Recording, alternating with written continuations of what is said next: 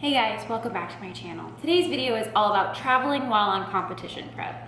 Now, everyone's competition prep is a little bit different, and then where you are in terms of, 6 weeks out, 3 months out, is really gonna affect your travel plans. I think everyone can agree that if you're like a month out, you probably shouldn't be going on any vacations, just because it's really hard to enjoy those types of events when you're prepping. So the first thing is, what do you put all your food in? It's really going to depend on where you're going, how long you're going to be there. You have everything from the 6-pack Mondo bags, small travel little lunch bags,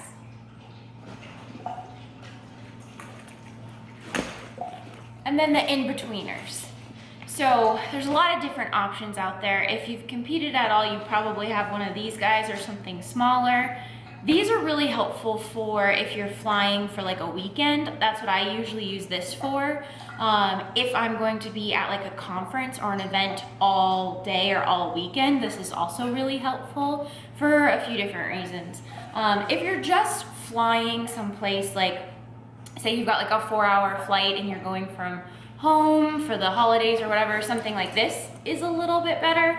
And then if you're doing like a day trip, driving someplace for the weekend, and you just need something to pass the time, something smaller like this is going to be useful. So I'm going to start with my flying tips because I've flown multiple times at various stages of prep, and there are a few things that are really helpful. The first one is when you're trying to get your water intake in, is how expensive it is to buy water or any sort of drinks when you're at the airport. So one helpful advice is to bring your own water bottle, like a NALGENE, and have it empty and then just fill it up after airport security. Nowadays, filtered water is a little bit easier to come by. I know the thought of drinking out of like a water fountain's a little disgusting sometimes, but I've noticed lately a lot of airports have like filtered water where you can fill these up yourself. The second is when you're going through TSA, there are some things that are not okay to take through, especially on a carry-on. And the first thing I'm gonna mention is everyone's favorites, peanut butter. Now, I know a lot of people have peanut butter that they fit into their macros.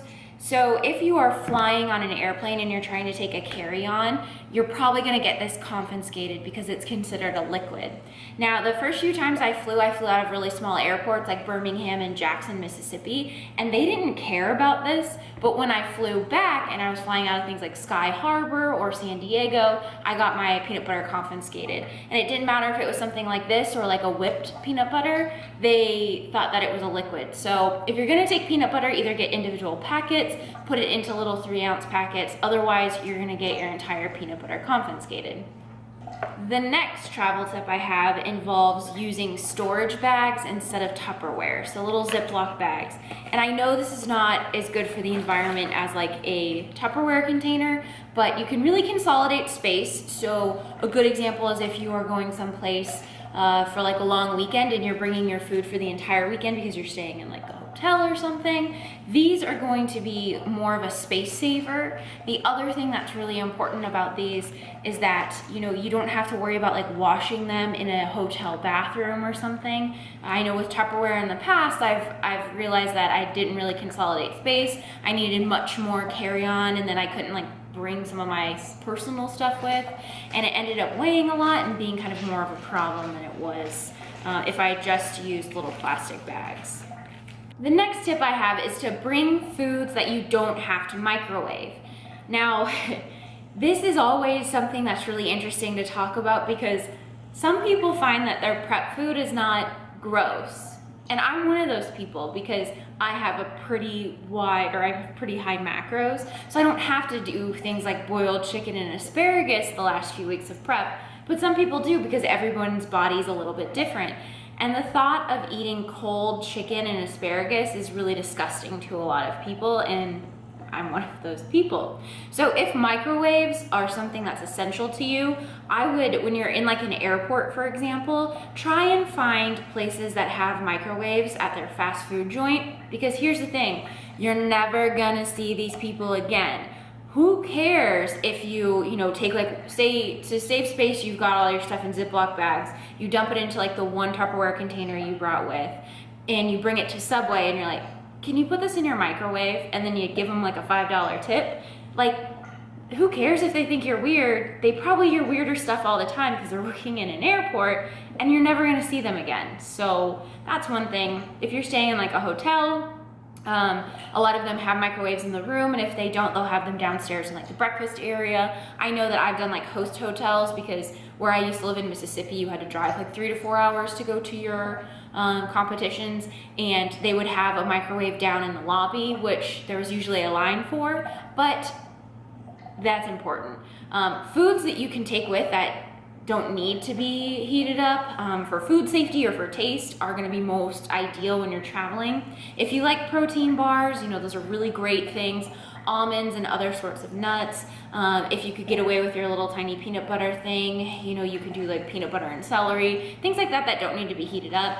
One thing that I bring everywhere with me when I travel is tuna, and little packets of tuna. And I know it's gonna smell gross and that's probably gonna bug people, but as long as you're not cracking open a cold tuna can and eating it on the airplane itself, you're probably okay.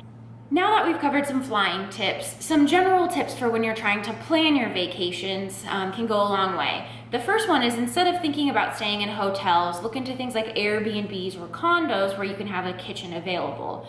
I went to Hawaii with my boyfriend in March, and my first show this year is middle of July, and we did an Airbnb where we had a place that had a kitchen, and it was so fantastic because you didn't have to worry about, you know, eating out all the time, because that can get expensive.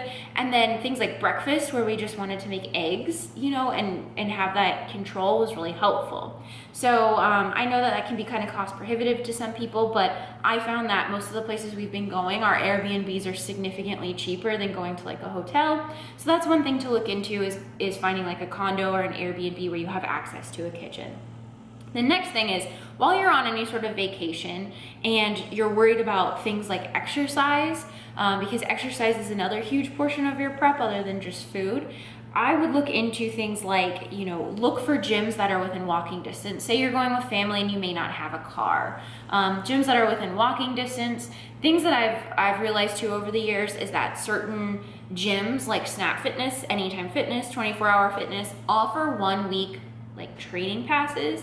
So you can show up and say, hey, I'm going to be here for the week, or even don't say that you're only going to be here for the week. Just say you want to test out the gym, you'd like a week pass, and then that way you don't have to worry about paying like a daily drop-in fee. I know some of the more intense gyms, like a lot of powerlifting gyms that Cody and I have been going to, they require like a drop-in fee because they don't really do the week passes. So if you have to plan for something like that, that can be helpful.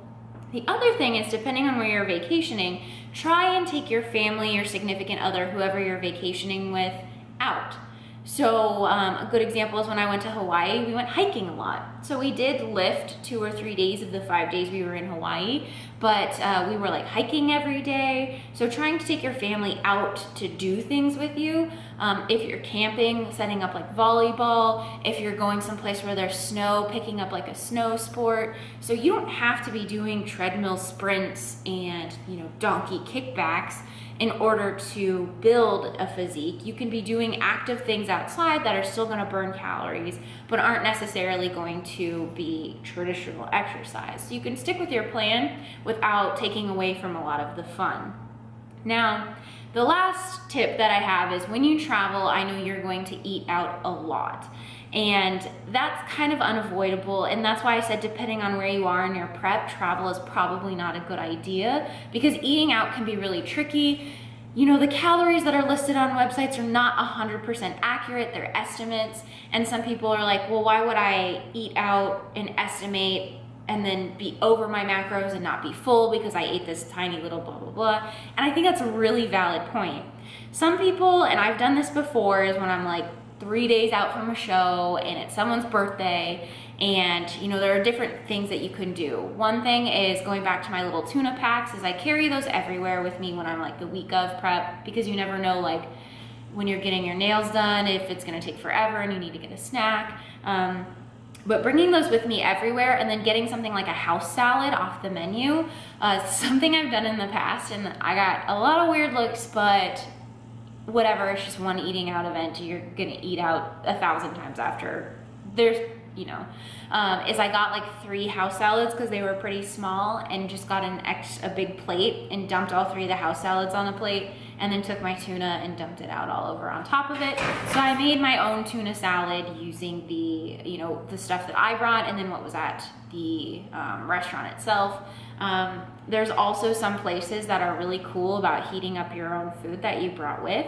So a good example is I went to Oregano's like a week out from one of my shows during peak week, and I had like a big container of like sweet potatoes and you know, like salmon and stuff, some rice, and I was eating it, and I'd microwaved it before we left, so it was warm but not super warm. And one of the girls who was the waitress was like, "Do you want me to heat that up for you?" If you feel uncomfortable with that, you can just say, "I have allergies." You don't have to elaborate and lie and say, "I have food allergies," because there are people who do honestly have food allergies, and you don't want to dilute, you know, their true problems. You can just say, "I have allergies," because everyone has allergies. You just don't have to specify that they're not food allergies, that they're like environmental allergies. Or if, you know, you don't give a shit, because who cares? Like I said, you'll probably never see these people again. You could just say, "I'm prepping for a competition." If you're that close to competition, you probably look like you're prepping for a competition, and just say, "I'm really restricted on my food. You know, if you could pop this in your microwave, that would be fantastic." Some places are really chill about stuff like that. So those are some of the things that I've learned throughout the years between traveling. The other thing that I want to point out is that when you fly, you're going to retain water a little bit. So be sure that you're drinking lots of water. You know, if you're on like a really, really long flight and you've got snacks and stuff, make sure that you're giving yourself not just snacks to eat, but full meals, because you want to feel full and you don't want to be miserable while you're flying.